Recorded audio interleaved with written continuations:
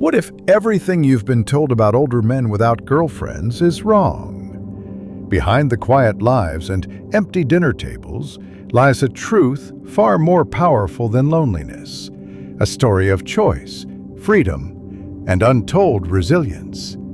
Today, we're breaking the stereotype wide open.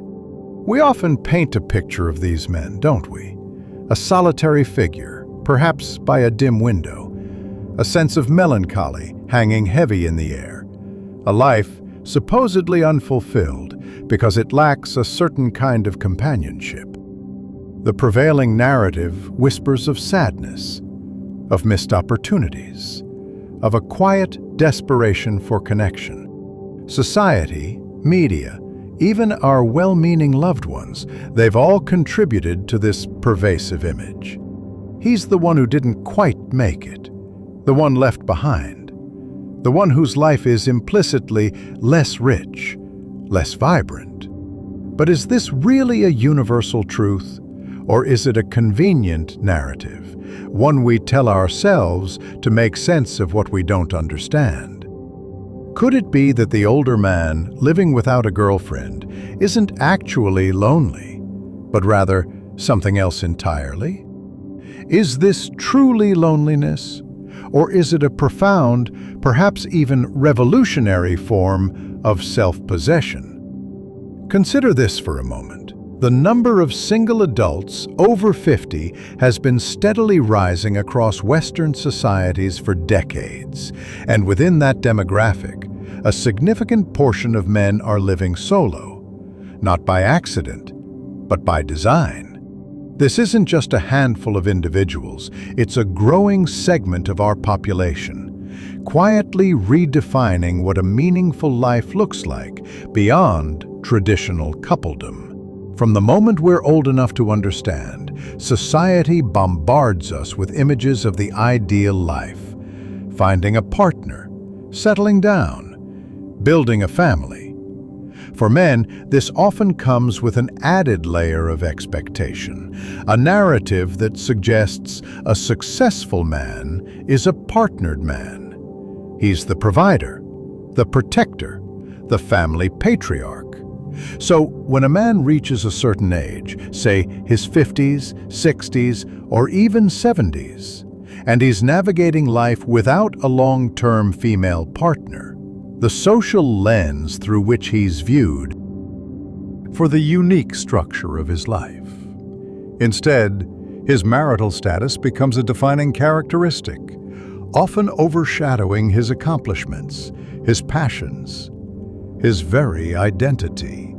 It becomes a perceived deficit, an absence that needs to be filled, rather than a space that might be intentionally cultivated. This societal misjudgment isn't just an external issue. It can subtly seep into the individual, sometimes making them question their own choices, even if they are perfectly content. This brings us to the fascinating psychological truth, a truth that often gets lost beneath layers of societal expectation and assumption. The idea that independence and self-contentment can not only exist, but thrive in the absence of a romantic relationship, especially in later life.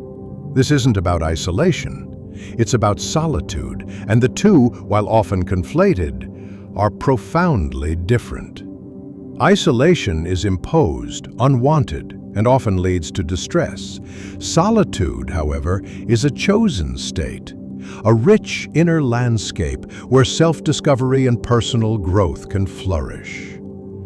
Think about the psychological concept of autonomy, a core component of self-determination theory proposed by psychologists Edward Deci and Richard Ryan. Autonomy isn't just about being independent. It's about having a sense of choice and control over one's own life, acting in ways that are congruent with one's authentic self. For many older men, living without a girlfriend means a profound expansion of this autonomy. There's an unparalleled freedom in structuring one's days entirely around personal preferences. without the constant need for compromise or negotiation that even the happiest relationships demand. This can manifest in small ways, like eating what you want, when you want, or larger choices, like deciding to move to a new city on a whim. Beyond autonomy, there are tangible mental and emotional benefits to this way of life. The mental space and energy that might otherwise be devoted to navigating a relationship can be redirected towards self-care, learning, or creative pursuits. Imagine the reduced emotional labor of not having to manage another person's moods, expectations, or crises. This isn't to say relationships are bad, but simply that their absence. Practical challenges can also arise, like managing household tasks, navigating health issues, or finding companionship for certain activities. However, it's crucial not to dramatize these. These are universal aspects of aging, often faced by partnered individuals too, just in different forms. For many single older men, their struggles are managed with the same resilience and resourcefulness that defines their independence, often through robust friendships, community involvement, or simply through their own unwavering self-reliance. They're not waiting for someone to complete them. They're building a complete life on their own terms.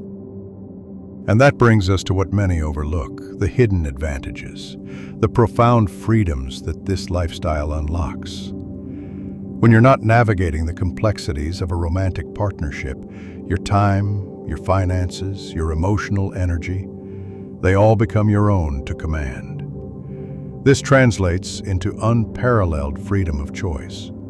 Imagine waking up each morning and your entire day is yours, completely unburdened by external obligations to a partner. You can decide to pursue a long-dormant passion, whether it's learning a new language, taking up painting, or dedicating hours to a historical research project. This isn't just about filling time, it's about personal growth, about finally becoming the person you always envisioned, without the compromises that life with another person often necessitates. Consider the ability to pursue hobbies and careers with an intensity that might be challenging if you had a partner.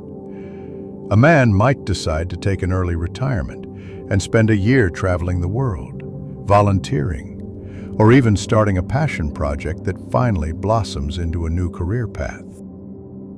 There's no partner to convince, no shared finances to complicate, no joint retirement plans to adhere to. This isn't mere selfishness. It's radical self-actualization. For example, I know of a gentleman, let's call him Arthur, who, after his children were grown and his long marriage ended amicably, decided in his late 60s to move to a small coastal town. He bought a modest sailboat, something he dreamed of his entire life, and now spends his days out on the water, meticulously maintaining his boat and building connections with other sailors. While they may not have a romantic partner, they frequently cultivate deep, enduring friendships, robust community ties, and strong family bonds. Their social circles might be diverse, dynamic, and incredibly rich. They become integral parts of their neighborhoods, their clubs, their volunteer organizations. This often leads to a broader, more varied social landscape than someone whose primary social life revolves almost exclusively around their partner. They develop a unique resilience, a self-reliance that is truly admirable. They learn to solve their own problems, manage their own emotions, and derive joy from within, rather than constantly seeking it externally. This inner strength, this profound sense of self-sufficiency, is a hidden superpower, often mistaken by society for loneliness or isolation. It's a testament to the human capacity for adaptation, for finding fulfillment in myriad forms. So, it's time we reframe the narrative entirely. The older man without a girlfriend isn't a figure of pity, but rather a quiet pioneer of modern independence. a testament to a life lived on his own terms. He's not lonely, he's often liberated. He is a living, breathing challenge to our most deeply ingrained assumptions about what makes a life complete, what makes it valuable.